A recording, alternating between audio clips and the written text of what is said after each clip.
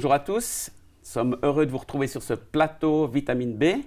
J'accueille sur le plateau aujourd'hui Thierry Chevalet. Bonjour Thierry. Salut Sylvain. Tu vas bien? Je vais bien, merci. Donc tu t'es déplacé pour venir nous retrouver dans ce studio. Tu travailles particulièrement dans le domaine de la prière. Exactement, oui. On pourrait dire que tu es un prieur? Oui, tout à fait. Alors, je suis un missionnaire intercesseur, donc je suis un priant. Donc, c'est pas la seule chose que je fais, mais c'est ce que je fais la plus grande partie de mon temps. Oui. C'est quand même assez rare aujourd'hui de voir des gens qui consacrent leur temps à la prière. C'est vrai, c'est quelque chose peut-être qu'on a un peu perdu de vue, mais si on regarde dans toute l'histoire de l'Église, dans l'histoire du peuple d'Israël, c'est quelque chose qui n'était pas du tout rare. Ouais. Mais tu n'as pas un uniforme, tu n'es pas enfermé dans un monastère. Non. C'est moderne, c'est différent. Voilà, alors je pense c'est une autre expression, mais je pense que le cœur, la vocation, ce que ça touche dans le cœur de Dieu, je pense que c'est la même chose. Ouais. C'est ça. Puis évidemment, la Bible fait partie de ton outil de travail. Tout à fait. Tu la lis, tu t'inspires de ce texte. Tout à fait. Donc, je la lis et une chose que j'ai découverte, c'est la puissance de le chanter. Donc, chanter la parole, pour moi, ça fait comme une méditation chantée. La Bible nous encourage à méditer la parole, à la chérir. Et une des façons dont on peut le faire, c'est en la chantant. Et c'est quelque chose pour moi qui était nouveau et qui a vraiment ouvert quelque chose de neuf dans ma relation avec la parole et dans ma relation avec Dieu. Donc, il y a des chants qui existent sur tous les versets de la Bible? Non, alors, bien sûr, si on prend les psaumes, on sait que c'était des psaumes qui étaient chantés. Oui. Mais le fait de prendre un verset comme, soit dans les psaumes, l'Apocalypse, le Cantique des Cantiques, et de le chanter, de le ruminer en chantant, la musique est quelque chose d'extraordinaire. C'est un cadeau tellement beau que Dieu nous a donné. Et la musique a ce pouvoir d'ouvrir notre cœur. Voilà. Donc, en quelque sorte, tu improvises une musique sur un texte biblique. Voilà, exactement. Ouais.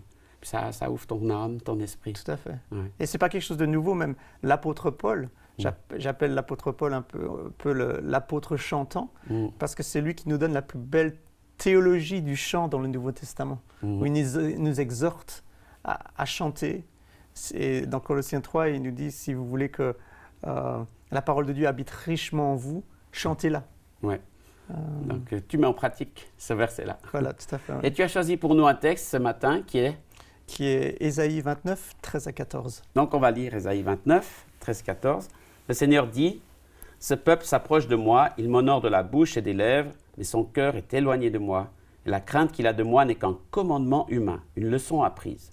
C'est pourquoi je continuerai à étonner ce peuple par des merveilles, des miracles, de sorte que la sagesse de ces sages disparaîtra, l'intelligence de ces hommes intelligents devra se cacher. » Donc, il y a une différence entre ce qu'on dit puis ce qu'on vit, en fait. C'est ça que ce texte dit. Tout à fait. Et pour moi, ce qui m'a choqué la première fois que j'ai lu ça, c'est que je m'attendais que le verset 14, après un peu la réprimande que Dieu fait au peuple d'Israël, mais qui peut me faire à moi aussi, c'est qu'on a plus l'habitude de dire il y aura des conséquences, soit il y aura de la destruction, soit quelque chose va se passer. Et en fait, là, dans ce verset-là, Dieu approche la chose totalement différemment. Il dit tu n'as pas ça et je ne vais pas te punir pour ça, mais je vais continuer à susciter l'émerveillement en toi, parce que c'est ça que le peuple avait perdu, il avait perdu l'émerveillement.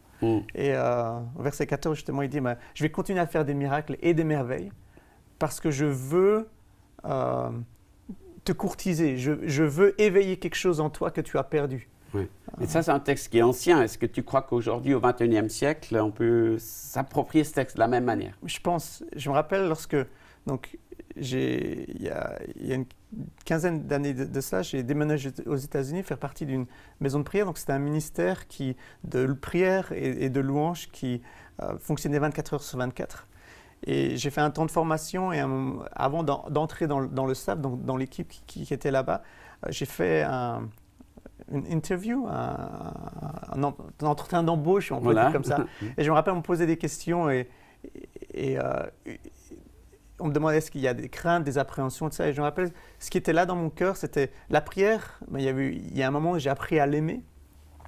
Mais du moment où ça allait devenir mon travail, j'avais peur que ça devienne vraiment juste un travail et que je le fasse parce que je devais le faire. Donc ça devienne une tradition. Mais que mon cœur ne soit plus impliqué vraiment là-dedans. Oui. Et ça, c'était une de mes plus grosses craintes. Et je pense que c'est une crainte c'est une tentation que cela se passe pour toute vie chrétienne, en fait. C'est qu'il y a eu le moment de la rencontre, et puis après, la discipline, c'est bien, Oui.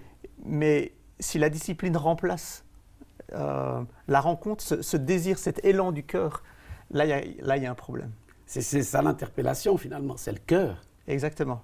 Exactement. Et pour moi, c'est la chose qui est la plus...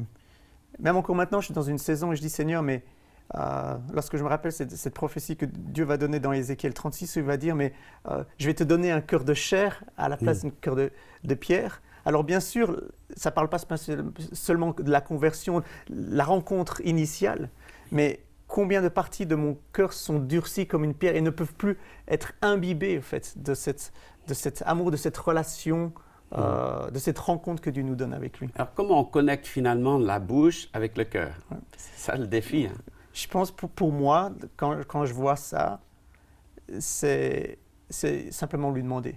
Dieu nous a promis, je dis, Seigneur, tu m'as promis que tu allais continuer à m'émerveiller.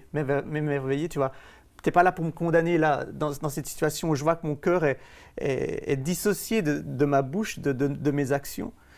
Ce n'est pas quelque chose que j'aime. Viens et continue à m'émerveiller. Oui. Il y a tellement dans la parole d'histoires ou de récits où Dieu a émerveillé son peuple. Je dis ça, c'est aussi pour moi. J'ai été créé pour cela, en fait. Voilà. Donc toi, tu connais un Dieu qui fait encore aujourd'hui des miracles, des actions merveilleuses. Tout à fait, oui. C'est pas juste des livres d'histoire. Non, pas du tout. Pas du tout. Je crois que alors, c'est clair que si je vais prendre la vie de David ou Israël, c'est clair que je ne sais pas si j'aimerais que Dieu écrive un livre sur ma vie avec tous ces détails, avec mes faiblesses, mes forces et tout ça. Mais c'est un cadeau qui est extraordinaire parce que c'est des gens qui ont vécu, qui étaient comme nous. Oui.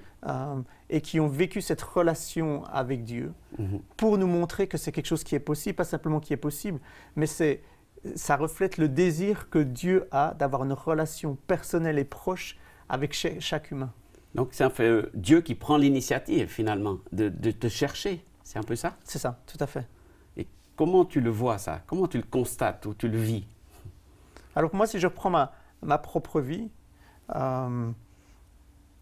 les temps, la prière pour moi c'était quelque chose qui était horrible en fait. Quand j'allais à une réunion de prière, j'y allais parce que c'était bien de prier et parce que j'aimais jouer de la musique, mais quand la musique s'arrêtait, la prière elle-même, c'était quelque chose pour moi qui était vraiment ennuyant. Oui. Et alors, j'étais dans un collège biblique et on nous a dit on va faire une nuit de prière. Je me suis dit, oh, quelle horreur. Ça va être lent. si une heure de prière, c'était déjà très difficile, une nuit de prière. Donc, je n'ai pas été destiné à cela. Et de me retrouver maintenant dans cette position où je suis convaincu de l'efficacité de la prière, mais aussi de la beauté de la prière, du privilège de la prière. Ça, ce n'est pas quelque chose qui est venu de moi. Oui. C'est vraiment le signe que Dieu a pris l'initiative. Et à un moment donné, au travers de certaines circonstances de ma vie, il m'a mis dans un endroit où j'avais absolument besoin de crier à lui et que si je ne le rencontrais pas, je ne sais pas comment ma vie allait tourner. Oui. Donc là, bien sûr, Dieu a utilisé les circonstances, mais c'est lui qui a pris l'initiative personnelle. Oui. Ouais. Donc, toi, maintenant, tu invites d'autres à se joindre à la prière, à des veillées de prière, mais tu ne te sens pas obligé de les forcer ou de leur donner ce goût de la prière. Non, c'est vraiment ce qui m'y a dans la pensée, c'est ce verset dans les psaumes qui dit « Venez goûter combien l'Éternel est bon ».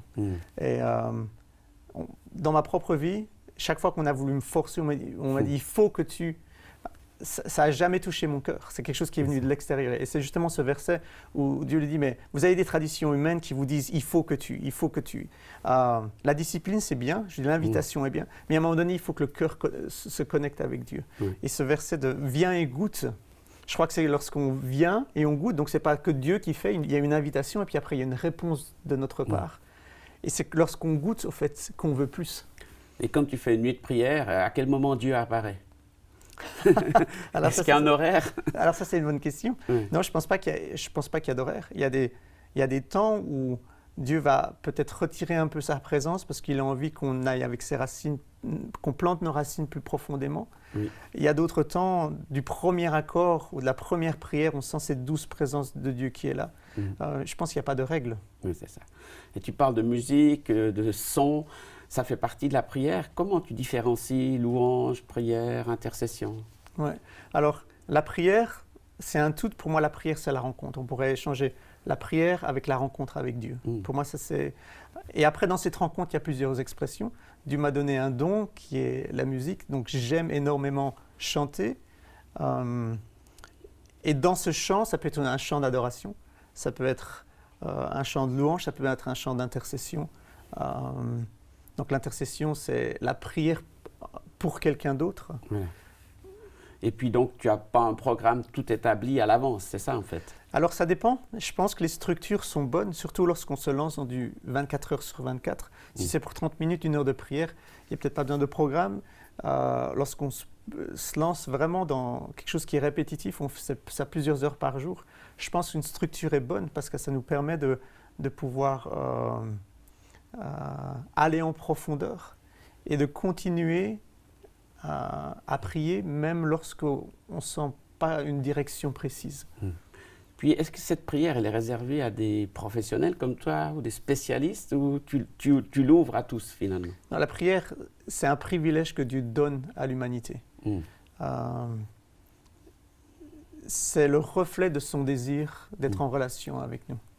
Donc, tout le monde est qualifié pour la prière, même nos enfants. Et c'est ça que je trouve extraordinaire. J'aime bien cette image de la prière, de se dire...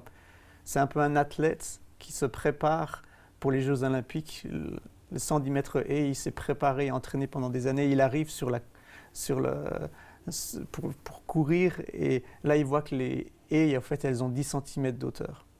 Et c'est offensant pour la force humaine, mais c'est beau parce que tout le monde peut le faire. Et je crois que c'est ça. Le défi de la prière, c'est que c'est facile pour que tout le monde le fasse. Et des fois, c'est trop facile pour qu'on le fasse vraiment. Donc, tu parles de tes enfants, tu pries avec eux, c'est quelque chose de naturel que tu essayes de leur enseigner? Tout à fait. Alors, c'est un défi. Je veux dire, comment est-ce qu'on amène les enfants dans une réalité comme ça? Je ne dis pas que je suis un spécialiste. Ce qui m'a vraiment une fois parlé, c'était ma fille, elle ne parlait pas encore à ce moment-là. Et à table, on priait pour le repas. Et elle me pointait du doigt ce pourquoi on devait remercier. Je me dis, mais même qu'elle ne parle pas encore, la prière, c'est vraiment pour tout le monde. Donc, tu dirais quoi à quelqu'un qui aujourd'hui se dit, mais est-ce que j'ose prier? Est-ce que j'ai quelque chose à apporter dans la prière? Alors, oser prier, c'est ce qui me vient directement, c'est l'auteur aux Hébreux nous disait, mais viens avec assurance, n'aie pas peur. Le privilège que tu as de prier, c'est pas grâce à toi, c'est parce que quelqu'un a ouvert le chemin. Jésus a ouvert le chemin, il y a un trône de grâce qui est là, Dieu est pour toi, il n'est pas contre toi. Donc, oui, à 100%, chacun peut s'approcher de Dieu. Donc, du côté de Dieu, tu dirais, il n'y a pas de problème? Non, parce que lui a donné l'invitation, mais non, c'est à nous. Est-ce que le sacrifice de son fils, on va le recevoir? Et est-ce que ce cadeau qu'il nous a donné, est-ce qu'un jour on va vraiment le déballer? Est-ce qu'on va se l'approprier et après l'utiliser? Donc l'utiliser, ça veut dire s'approcher sans honte, sans culpabilité devant lui. Donc c'est encourageant d'entendre, d'après ce texte, qu'on peut s'émerveiller dans la prière. Moi, j'ai envie de dire avec toi à tous de goûter à ça, finalement. Tout à fait. Et est-ce que c'est quelque chose qui augmente ou qui diminue? On a l'impression qu'aujourd'hui, la foi diminue quand même un peu. Alors, bien sûr, il y a les circonstances de la vie qui sont là. Mais lorsque je vois ce que Dieu fait dans le monde, lorsqu'on parle simplement de la prière, il y a début des années 2000, fin des années 90, j'avais jamais entendu parler d'une maison de prière, de gens qui prient. Et maintenant, en fait, il y a tellement de livres qui ont été écrits là-dessus, tellement de choses qui sont en train de se passer, d'initiatives qui se passent dans le monde entier. Dieu est vraiment en train de rallumer cette flamme, ce désir de la relation, je crois, plus que jamais auparavant. Ça, voilà, je suis jeune, mais... Donc, c'est Dieu qui a l'initiative et puis nous, on répond finalement. Ouais. Donc, il se passe quelque chose aujourd'hui. Oui, tout à fait, je suis convaincu. Et donc, la foi, elle augmente parce qu'on prie plus ou c'est le contraire? Alors, je ne sais pas dans quel sens ça se passe. Ça se passe, mais personne ne cherche Dieu. Je veux dire, c'est Paul qui nous a, personne ne cherche Dieu, pas même un seul. Et lorsqu'il y a un mouvement du cœur humain vers Dieu, c'est que Dieu l'a initié quelque part. Ouais. Bien sûr, il y a eu besoin de la foi pour que cela se passe, mais c'est toujours Dieu qui a l'initiative. Merci beaucoup pour ce partage, Thierry. De rien. C'est très encourageant. Et j'aimerais dire à tous, voilà, Dieu prend l'initiative, Dieu vous cherche, Dieu vous appelle, que ce soit déjà pour le découvrir, le connaître son amour, mais aussi pour découvrir la profondeur de la relation avec lui, la prière.